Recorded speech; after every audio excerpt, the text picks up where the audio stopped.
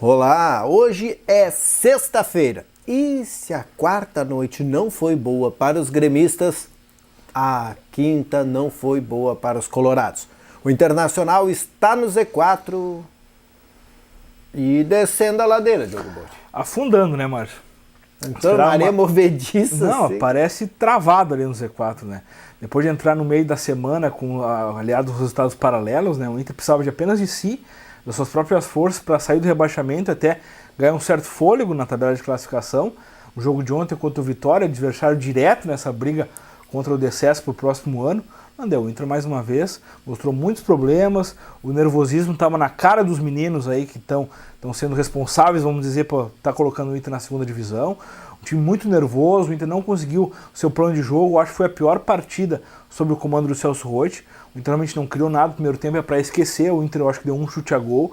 No segundo tempo, mais na base do abafo e do desespero mesmo, do qualquer ordem tática, ordem técnica imposta pelo seu treinador, o Inter atacou de qualquer forma.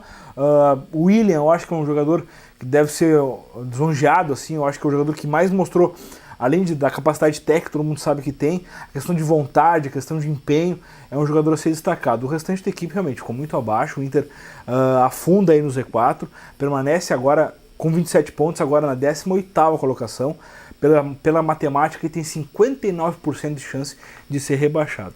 Né? Um dos 31 grandes clubes do mundo que nunca caiu pode estar encaminhando a sua vaga aí na segunda divisão do ano que vem pela primeira vez. É isso aí, o Internacional que não se ajudou, porque jogava uma partida de 6 pontos, jogava contra o Vitória então passa o Internacional, respira um pouco mais aliviado, e o Inter também já tem que começar a pensar que tem que se ajudar no próximo fim de semana, e tudo está conspirando a favor do Internacional, o Internacional que não se ajuda, né? Porque assim, agora se tu olhar na tabela de classificação, já são 2 pontos, né? Que o Inter precisa tirar para sair da zona de rebaixamento.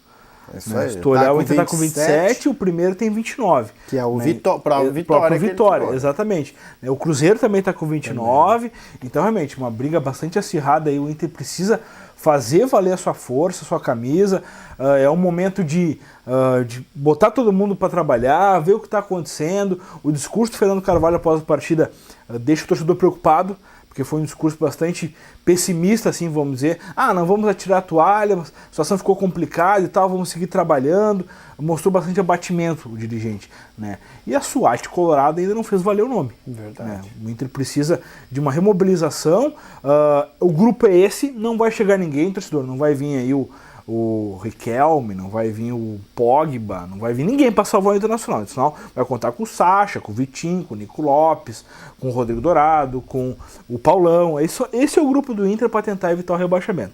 Então os jogadores já sabem o que fazer, muita pressão em cima de um grupo bastante jovem. Né? Falava-se ano passado, o Inter precisa renovar, porque precisa de jogadores mais novos. Talvez essa renovação tenha sido muito rápida. O Inter acabou rescindindo contratos, mandando embora jogadores mais experientes, ficou com a garotada apostando numa afirmação desses meninos, mas agora na hora da pressão a gente sabe que o pé pesa para bater na bola, a confiança, uma dividida, fica tudo mais complicado. Então o Inter vive um momento crítico na competição, faltam apenas 14 jogos para o final desse Brasileirão, e o Inter precisa de pelo menos mais 18 pontos para fugir da zona de rebaixamento. Isso aí, o Internacional que jogou ontem contra o Vitória, acabou perdendo por 1-0, jogou em casa, diante da torcida, com ingresso baratinho para lotar estádio, e acabou perdendo. Nós vamos ver este gol e depois vamos ver também o que espera o Internacional e todos os times que estão ali no Z4 nessa rodada do fim de semana. O gol do Vitória.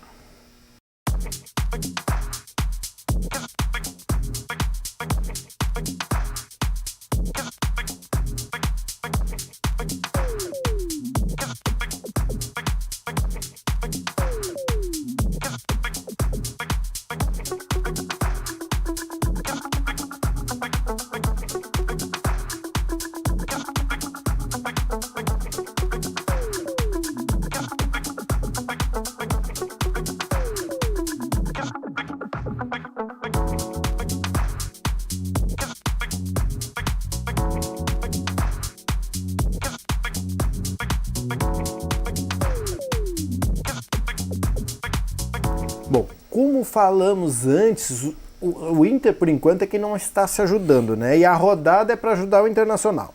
O Figueirense, que é um dos que estão lá atrás, junto com o Internacional, vai pegar o Flamengo querendo ser líder e podendo ser, já que o outro adversário, o Palmeiras, vai pegar o Corinthians, clássico lá no São clássico Paulo. paulista, aí não dá para apostar em nenhum... Não dá para jogar todas as fichas. O derby paulista promete grandes emoções. O Cruzeiro, que está ali na porta do Z4 também, o Cruzeiro vai ter clássico também, né? Vai jogar contra o Galo lá no Mineirão. O outro time que está na boca ali também é o Santa Cruz, atrás, o Internacional, vai pegar o Santos em Santos. Então, meio caminho andado. O mais ou menos, então, é o Vitória que vai receber o Botafogo, mas o Botafogo anda meio louco, às vezes ainda comete um crimezinho. Então, a rodada desse fim de semana, somada ao jogo do Inter, que é contra o América, o último colocado, tende a favorecer o Internacional, mas tem que se ajudar. O Vitória, eu acho que com a estreia do Argel contra o Internacional, eu acho que o Vitória não perde esse jogo com o Botafogo. Não. Né? Mesmo jogando em casa, eu acho que o Vitória vai se impor. Vem com essa vitória aí de remobilização, de fuga do rebaixamento e tal. Eu acho que o Vitória não perde esse jogo, mas os outros resultados podem sim ser favoráveis ao Internacional. O Inter precisa apenas fazer a sua parte. E lembrando, pelo momento, pelas circunstâncias, não é fácil o Inter fazer a sua parte. Apesar de pegar o América Mineiro, lanterna da competição, lá em Minas, né? Tipo, é cabrito o negócio, né? Não é fácil. O Inter vai precisar aí se reestruturar em poucos dias para tentar buscar uma vitória que seria fundamental nessa fuga contra o rebaixamento. Lembrando que depois o Inter decide a questão da Copa do Brasil contra o Fortaleza fora de casa e depois pega o Galo também em Minas Gerais. Então, 2 confrontos em Belo Horizonte, contra momentos diferentes, adversários vivendo momentos diferentes na competição, mas que são cruciais para o Inter aí, quem sabe, buscar essa fuga do rebaixamento. Lembrando, América Mineiro e Inter, segunda-feira, 20 horas, o Inter precisa dessa vitória, o jogo que fecha a rodada aí, para tentar fugir do rebaixamento. Lembrando, o Inter não depende mais só de si para fugir do rebaixamento. Precisa contar com os outros adversários e a vitória para daí sim sair do Z4. Já ia puxar agora. O Internacional vai torcer por uma derrota do Figueirense, que não vai ser muito difícil, e vai torcer também por uma derrota do Cruzeiro, vai torcer pelo Atlético Mineiro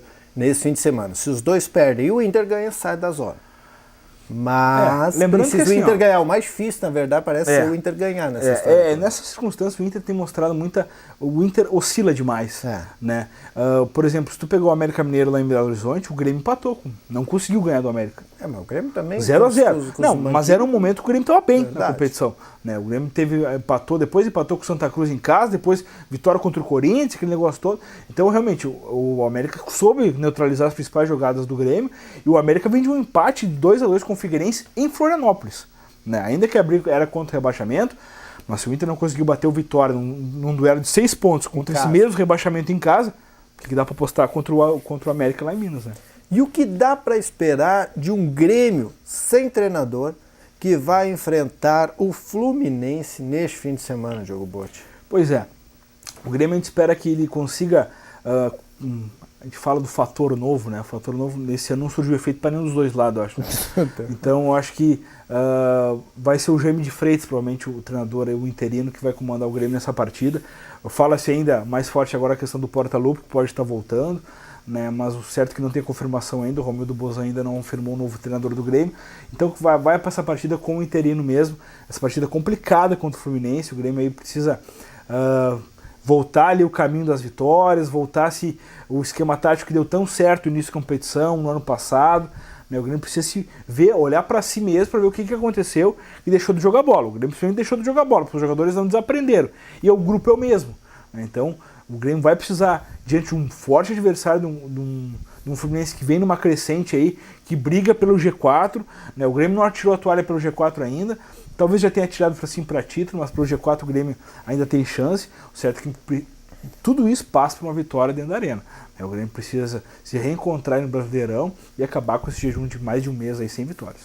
Pode ser alguma complicação com o Roger que os jogadores estariam enfrentando, Diogo? Que aí, então, agora, nesse jogo, dá a vida para mostrar que esse Roger estava complicando a Eu nossa não vida. sei, porque muitos dos atletas acabaram pedindo até a permanência do Roger, né? E eu não consigo ver assim o Roger tendo algum atrito, aquele negócio de formar grupos, jogadores, poder derrubar o treinador, um negócio de corpo mole, assim. Eu acho que o Roger não deixava transparecer e ele não tinha esse perfil de estar fazendo inimigos dentro do vestiário. Né? Tanto que o Corinthians, que é ele, a torcida fazendo campanha para o Corinthians contratar o Roger, né? A direção já afirmou que o Cristóvão fica. O certo é que um baita treinador o Grêmio tinha, que cresceu muito pelo Grêmio, né? Em virtude do trabalho que fez com o Tricolor. O certo é que o Roger ainda vai voar alto, né? Em outro clube de grande do país.